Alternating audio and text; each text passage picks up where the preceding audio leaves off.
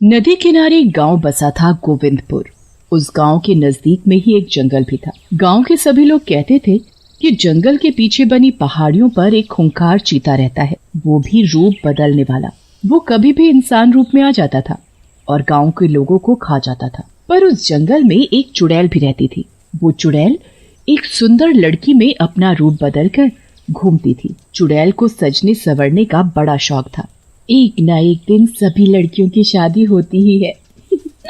मेरा भी एक सपना है कि मेरी भी शादी हो एक सुंदर से लड़के से, पर पता नहीं वो दिन कब आएगा। चुड़ैल एक सुंदर लड़की में अपना रूप बदलती है और गांव में घुस जाती है। तभी वहां दूसरी तरफ चीता झाड़ियों में छिपकर बैठा था। आज तो बस कोई मोटा तगड़ा शिकार हाथ आ जाए। तभी चीते की नजर चुड़ैल पर पड़ती है, जो रूप बदलकर गांव में घूम रही थी। इतनी सुंदर लड़की मैंने आज तक नहीं देखी। चीता इंसान रूप में चुड़ैल के पास जाता है। दोनों एक दूसरे को देखते ही रहते हैं बस, और दोनों को प्यार हो जाता है। तुम बहुत सुंदर हो, तुम्हारा नाम क्या है? मेरा नाम रूपा है, और तुम्हारा नाम क्या है? मेरा नाम वीर है। क्या तुम मुझसे शादी करोगी? बस फिर क्या था। शादी का नाम सुनते ही चुड़ैल के मन में शहनाइयां गूंजने लगी और वो उससे शादी के लिए हाँ कह देती है। दोनों शादी कर लेते हैं। शादी के बाद चीता उसे अपने घर ले जाता है। वीर, तुम्हारा घर तो किसी महल से कम नहीं, कितना बड़ा आलीशान है। आज से ये घर तुम्हारा भी है। ऐसे ही दोनों की शादी को कई दिन बीत जाते हैं। एक रात जब चुड़ैल की आंख खुलती है तो वो वीर को अपने पास ना होने से घबरा जाती है। अभी तो वीर मेरे पास ही सोए हुए थे, इतनी रात को कहाँ गए, देखती हूँ। चुड़ैल वीर को पूरे घर में ढूंढती है, पर वीर उसे कहीं नहीं दिखता। तभी चुड़ैल को कुछ आवाज सी आती है। वो उस आवाज के पीछे जाती है। वहाँ देखते ही उसकी आंखें फटी की फटी रह जाती हैं, क्योंकि उसका पति वीर आधा इंसान और आधा चीता बना एक इंसान को मारकर खा रहा था। ये सब क्या है? वीर ने मुझसे झूठ बोला, मुझे धोखा दिया। वो कोई साधारण मनुष्य नहीं है, वो तो कोई मनुष्य के रूप में चीता है। अब मैं क्या करूं? ये तो मुझे भी मारकर खा जाएगा। चुड़ैल को उस वक्त कुछ भी समझ नहीं आता, इसलिए वो चुपचाप अपने बिस्तर पर आकर सो जाती है। सुबह होते ही चुड़ैल चीते से पूछती है, वीर, अगर तुम मुझे सच में बहुत प्यार करते हो तो तुमने मुझसे छिपाया क्यों कि तुम एक जानवर हो जो कभी भी अपना रूप बदल सकता है, और मैंने तुम्हें किसी आदमी को कच्चा खाते हुए भी देखा है।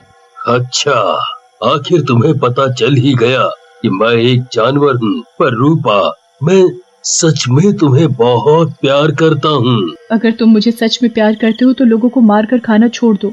नहीं, ये कभी नहीं हो सकता। मैं धीरे धीरे गांव के सभी लोगों को खा जाऊंगा। मैं तुम्हें ऐसा कभी नहीं करने दूंगी। मैं उन सभी भोले भाले गांव वालों को बचाऊंगी। तुम ऐसा कुछ नहीं करोगी। मैं चीता हूँ, चीता, जंगल का सबसे खतरनाक जानवर। रूपा उसकी एक नहीं सुनती और तभी रूपा गांव में जाती है, गांव के लोगों को आगाह करने। सुनो सुनो सुनो गांव वालों, सुनो, सभी अपने अपने घरों से निकलो, मैं तुम्हें एक बहुत जरूरी बात बताने आई हूँ। रूपा की आवाज सुनकर गांव के सभी लोग वहाँ इकट्ठा हो जाते हैं। क्या हुआ? क्यों चिल्ला रही हो? और कौन सी जरूरी बात है? बात यह है कि जंगल में एक चीता रहता है और वो ही आए दिन गांव के लोगों को उठाकर ले जाता है और उसे अपना शिकार बनाता है, उसे मार कर खा जाता है।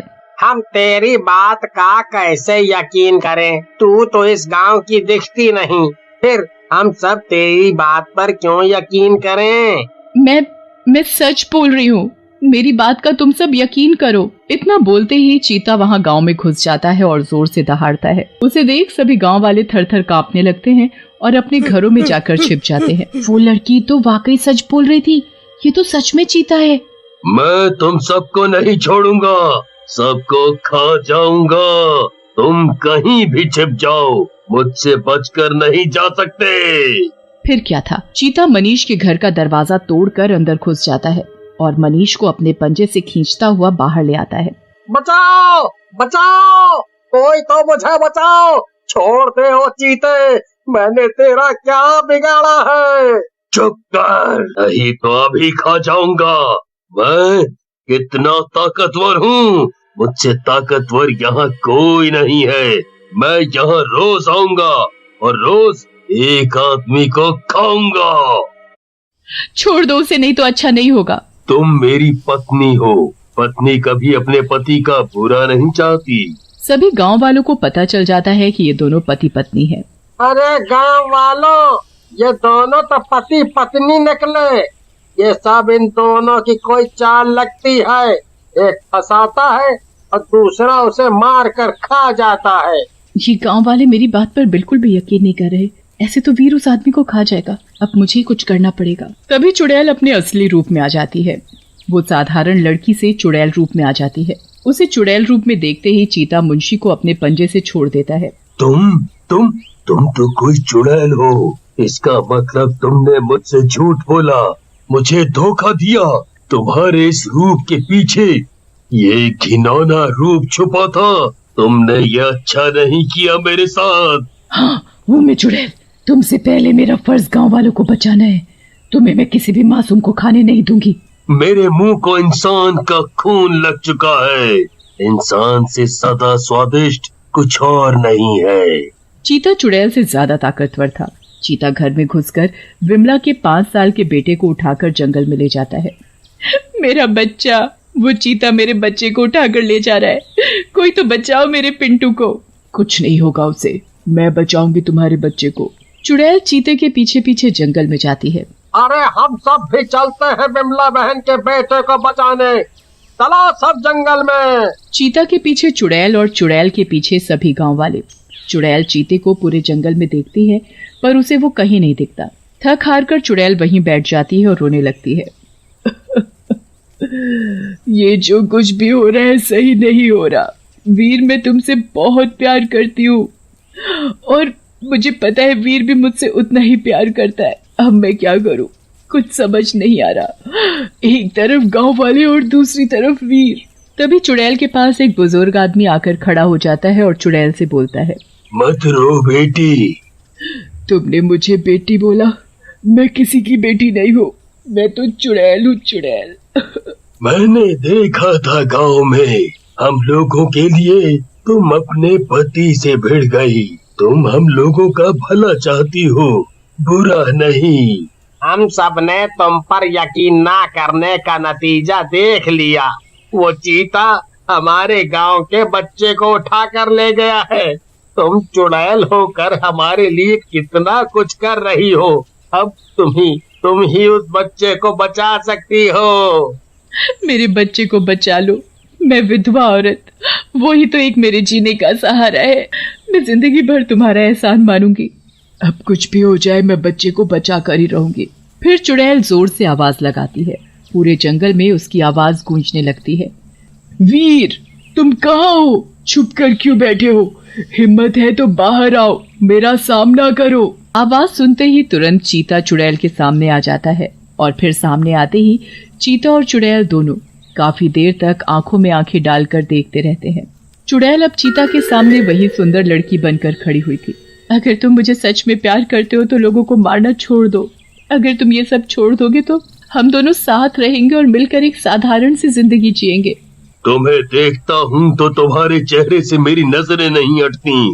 मैं सच में तुमसे बहुत प्यार करता हूँ, इसलिए मैंने लोगों को मारना छोड़ दिया, सिर्फ अपने प्यार के खातिर।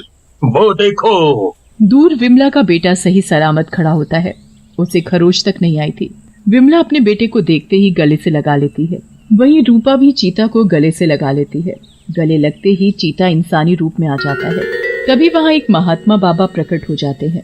तुम दोनों को दिया हुआ श्राप अब खत्म हो गया है। तुम दोनों के ऊपर से पिछले जन्म में मैंने ही तुम दोनों को श्राप दिया था कि तुम चुड़ैल बन जाओगी और तुम चीता। चुड़ैल को बड़ा घमंड था अपने रूप पर और चीते को अपनी ताकत पर। इसी के चलते तुम दोनों ने एक दिन मेरी तपस्या भंग कर दी थी। मैंने गुस्से में आकर तुम दोनों को श्राप दिया था। तुम दोनों के अच्छे व्यवहार के चलते मैं तुम्हें श्राप से मुक्त करता हूँ और आजाद करता हूँ। तुम अब कभी भी चुड़ैल और चीता रूप में नहीं आओगे। फिर वीर और रूपा खुशी खुशी अपना जीवन व्यतीत करते हैं।